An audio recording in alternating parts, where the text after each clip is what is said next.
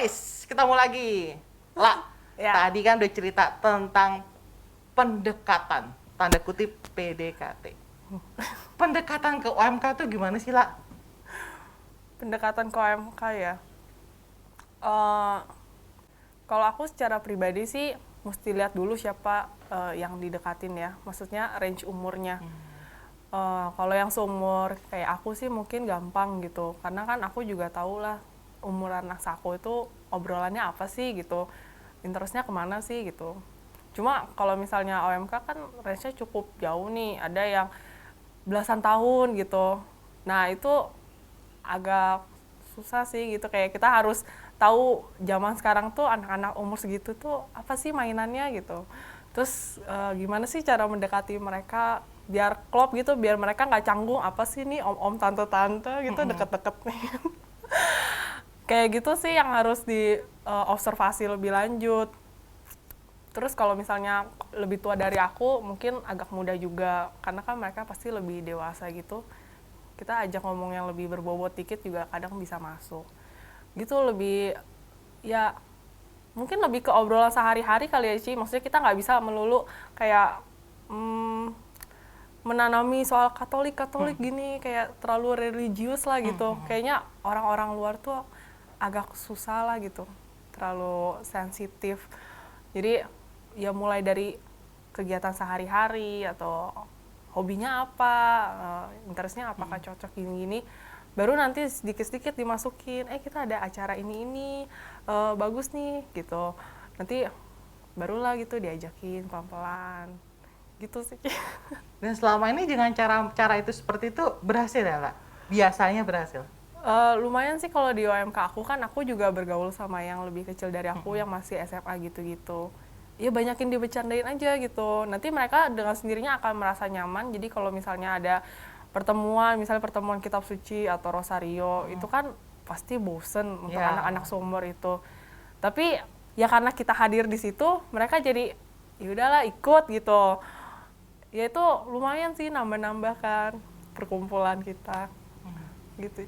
Lah, waktu itu kan tahun 2018 jadi salah satu panitia Fun Walk, di mana panitia Fun Walk kan nggak mudah ya, ngumpulin orang 5.000 ya lah, atau berapa tuh, banyak banget gitu ya. Terus juga berbeda karakter, sifat, usia, golongan. Nah, aku tahu dirimu tuh capek, lelah, dan sebagainya. Nah, menurutmu bagaimana? Sebenarnya itu aku nggak jalan sendiri ya, mungkin kalau jalan sendiri capek banget. Itu pun juga posisi penanggung jawab untuk acara itu kan aku bertiga kan, masih ada orang lain, dan pembimbingnya pun juga banyak kan. Kayak waktu itu kan ada panitia P3 Tom gitu. Itu Om Roni bantu aku banget sih, jadi kayak aku merasa sangat ditolong. Jadi meskipun itu melelahkan, tapi ya harus gimana ya, memiliki tanggung jawab lah supaya ini bisa terlaksana gitu. Jadi kelelahan itu ya harus diterima, tapi ya gitu deh. Aku bersyukur banget sih kayak banyak yang bantuin, meskipun nggak terlihat gitu, tapi ya puji Tuhan bisa Saat terlaksana. itu juga selain rasa lelah dan sebagainya juga kayak pada saat itu juga ada ketegangan, juga kayak kepengen nangis ya saat itu si Marcella Sela. Pasti. Kenapa lah? Kenapa merasa gue udah capek, lelah, pengen nangis? Kenapa gitu? Iya. Gereja itu kan bukan urusan dengan orang-orang seumuran aku gitu. Maksudnya ada yang udah tua banget, maksudnya berumur, lansia gitu, atau om tante-tante, backgroundnya pun juga banyak, beragam gitu. Mereka punya ekspektasi tersendiri, dimana ya gimana ya, kita tuh sebagai panitia pasti berbeda lah gitu. Kita mencoba untuk memberikan yang terbaik dari situasi yang ada, tapi pasti dari para peserta dari berbagai macam background itu juga pasti mempunyai ekspektasi tersendiri terhadap acara ini. Sebenarnya itu yang cukup melelahkan gitu. Makanya ketika kita sebagai pengada acara itu tidak bisa memenuhi ekspektasi mereka, pasti keluarlah itu yang namanya komplain. Terus ya hal-hal begitu tuh yang terkadang buat panitia itu juga jadi suka down gitu ya. Karena gue udah lelah nih, gue bikin acara buat ini. Masih Tapi dikomplain gitu. iya, maksudnya nggak bisa apa di ngertiin dikit gitu. Kita kan juga di sini apa ya namanya acara gereja itu kan semua sukarela gitu kan. Kita nggak kayak di kantor dibayar. Ini kayak gimana ya?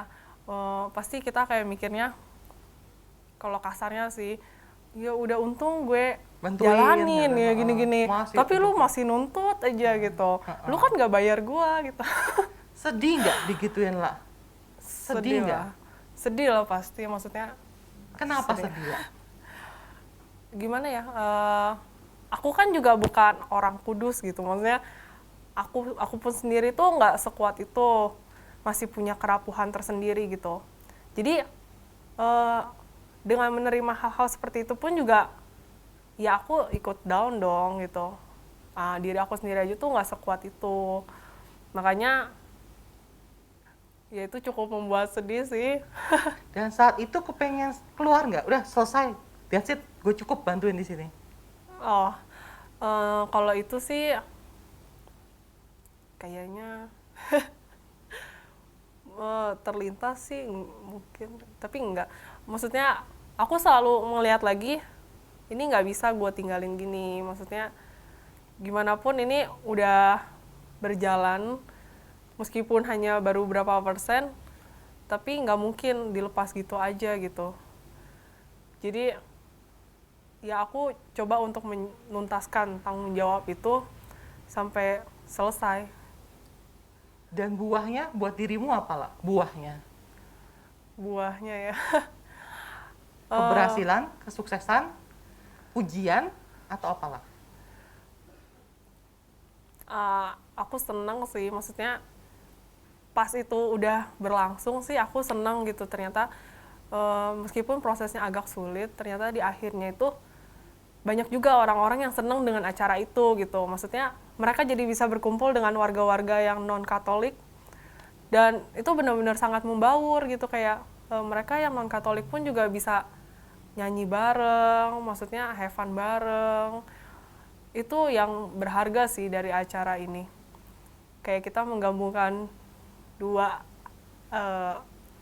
apa ya ngomongnya ya? Dua kepanitiaan kali ya? Bukan kayak antara Katolik dan Katolik itu warganya kan. Katolik dan Katolik. Tapi mereka bisa bergabung gitu. Dan itu puas banget ya, Ra? Bisa berhasil seperti itu puas banget ya? Iya, puas lah tentunya. Bahagia ya rasanya ya? Seperti yang kayak yang udah lama gitu, ya udah nggak terpikirkan lagi gitu.